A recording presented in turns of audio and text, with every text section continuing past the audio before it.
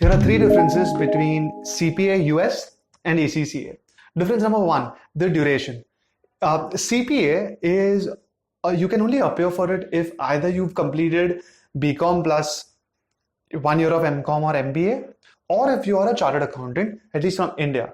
Now, CPA on an average takes anywhere between 12 to 18 months, so 1 to 1.5 years to complete. Coming to ACCA, if you start ACCA from the start, it will take you around 2 to 3 years on an average, 3 years to be more precise on an average. However, if you take the same profile of the students, right, of the candidates, so if you take somebody who's completed BCom plus MCom or MBA, then that candidate will take around 1.5 to 2 years to complete ACCA. And if you take a fully qualified CA, here in ACCA, he would be exempted from the first two levels, has to only appear for the last level, and that on an average takes between 6 to 12 months. So that's the relative comparison between the two for duration. Second is the eligibility versus exemptions complication. Now, both CPA and ACCA have one aspect which are extremely complicated. For CPA, that's the eligibility and the registration process. CPA takes into account various qualifications of each candidate. Further, after those qualifications, the two candidates having a similar qualification may not have the same eligibility criteria when it comes to CPA, because CPA from the US has 55 different jurisdictions, each of them having different entrance acceptances and things like that. So what most candidates do is they don't go through the hassle because it's really complex, and they basically reach out to people like us who will then handle them through the entire registration process, and we can basically take over for them. But the eligibility and registration process is complicated, tedious, and long. Similarly, for ACCA, the exemption process is extremely complicated and tiring and long.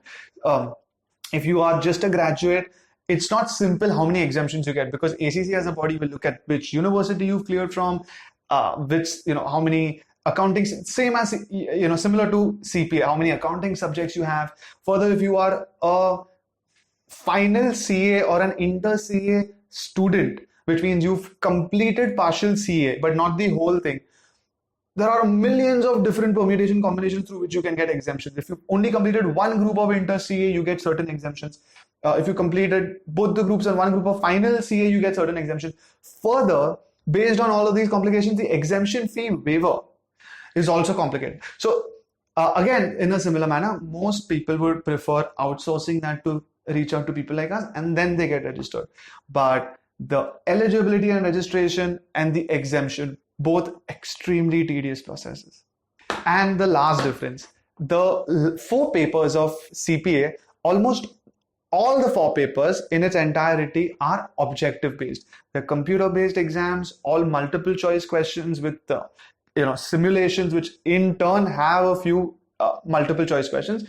But essentially, CPA is a completely objective driven paper examination. Now with ACCA, the difference, I'm coming to the final level of ACCA, because most people who are eligible for CPA would be eligible for only the final level of ACCA. ACCA has a final 4 papers, similar to CPA. ACCA also has 4 papers at the final level. But in this case, it's completely subjective. It is still computer based, but you'll have to use the Word and Excel equivalent in the ACCA exam to actually complete all the questions and answers. So the difference here is objective versus subjective. So guys, these are quick 3 differences between these 2 qualifications. Of course, we have much more in depth to discuss with respect to the academic structure and the syllabus and the passing rate and the value of it in India, of overseas. For that, we have detailed course videos on CPA US as well as ACCA. So please make sure to check it out.